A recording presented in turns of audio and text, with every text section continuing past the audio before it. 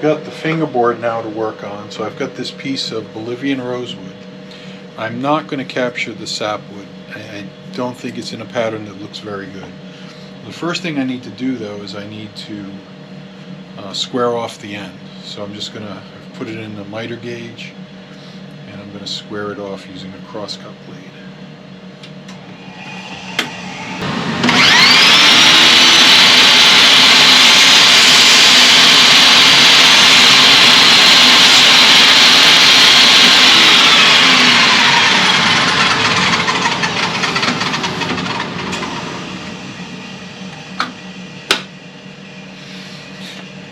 The length of the piece is going to be 9 inches. It's 9 inches from the nut to where the cigar box is. Again, we're not going to overhang onto the cigar box. I'm just going to bring that out to the 9-inch mark and run it to width.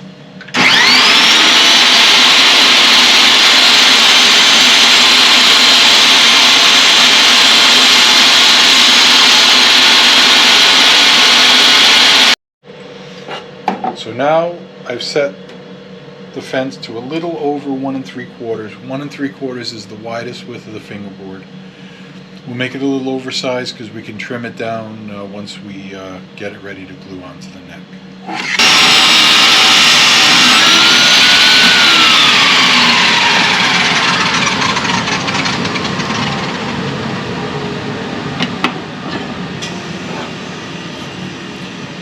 So we've got our fingerboard blank ready to go. The next thing I need to do is I need to resaw it. I only need it to be about 3/8 of an inch thick, which is the same thickness as the bridge. I'm doing that because there's no neck angle on this. The neck is just kind of glued into the box. And I'll be able to use the saddle height to set my string action.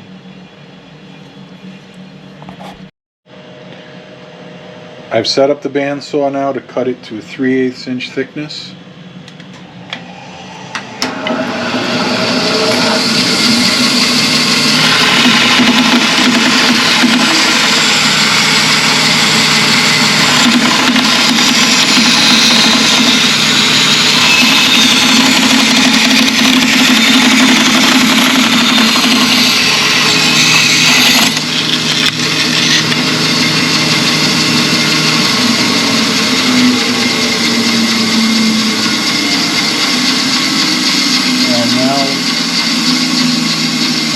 Put it through the drum sander to take off the straw marks and get it actually down to 3/8. We've got the fretboard all thicknessed, ready to go. Now we've got to cut the slots for the frets. So I'm using an online fret calculator, 15-inch scale, 15 frets. The first fret needs to be at .842, so I'm going to set my caliper to .842.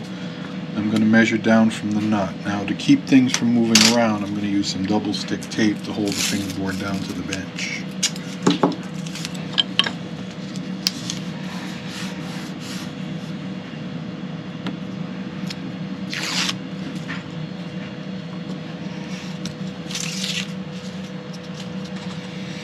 Alright, so we're going to measure down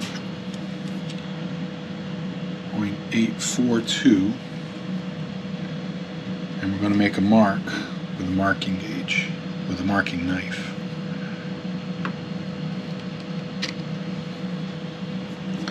Then I'm going to take a square and going to carry that line across the entire fingerboard. This will give my saw something to look at. So the next mark is at 1.637, so we're going to go out 1.637.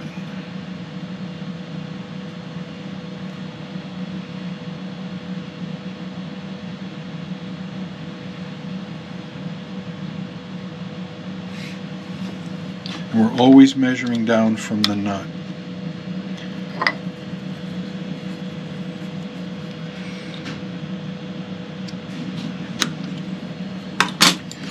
when we get beyond the 6-inch capacity of the caliper, what we'll do is we will put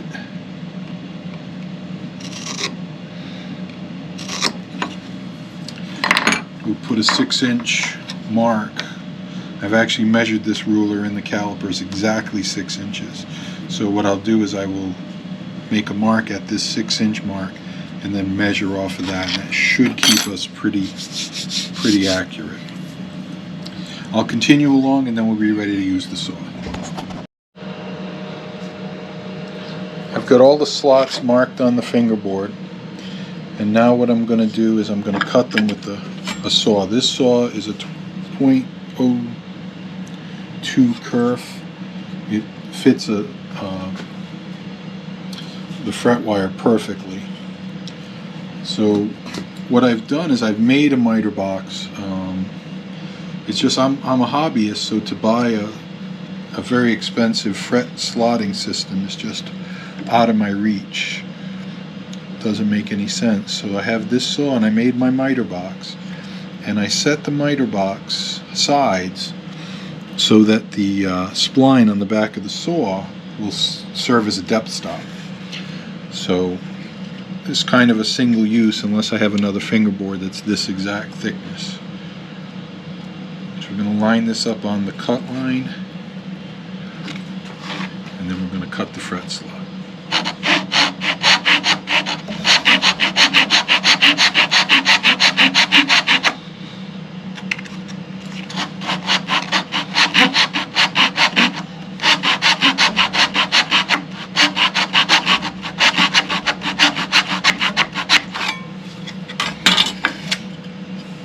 There we go.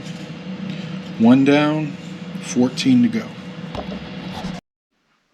So we've got all the slots cut. What I did use to hold the piece in place, use some wedges, because I did kind of make this miter box too narrow to get my fingers in, but I had to consider the length of the saw, and this saw worked very, very well. So now I have to think about fretboard inlays, and I have to think about if I want to radius the fretboard or not. Usually a ukulele has a flat fretboard, but I kind of like a little bit of a radius, so I might put a 20-inch radius on it, but I'll think about it. I've gone to the drill press and I've drilled holes for my dots, 7mm and 5mm. So now I'm going to install the dots using super glue.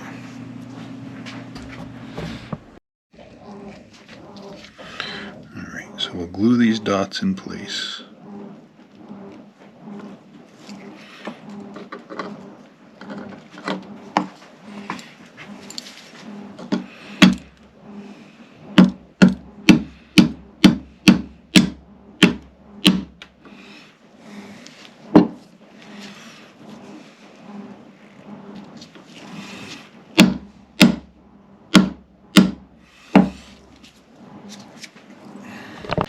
So we've sanded with a 80 grit sandpaper and a radius block until the center line went away. And using a radius gauge, we can see that we have a 16-inch radius the entire length of the board. Now I'll just sand it with higher grits until the board is nice and smooth. Then we can actually glue the fingerboard. We can cut the fingerboard to rough size, install the side dots, and then glue it onto the neck. Just finishing up with some 400 grit, gives us a nice smooth surface. We'll clean out the fret slots, vacuum it off, and then we're ready to move on to getting it to shape. What I've done now is I've marked the nut width and the end. The end is just about the exact right width. It's within sanding distance of the neck. So what we're going to do is we're going to cut off this excess, give it a quick smoothing, and then we're going to install the side dots. For making it smooth, I'm just going to take a hand plane and plane it down to the rest of the line.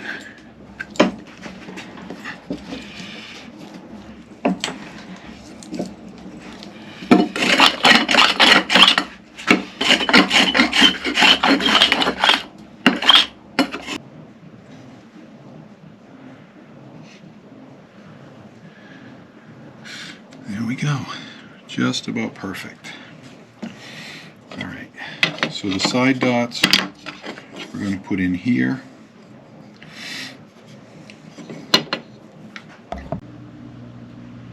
So I just take the material, dip it in the super glue, push it into the hole, and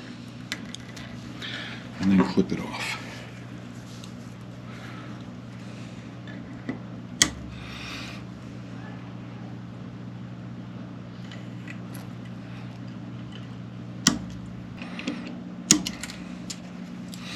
When that's done, we'll put some accelerator on, we'll clean up the super glue, and we'll be ready to go. There we go, that's all smoothed out. Side dots look pretty good.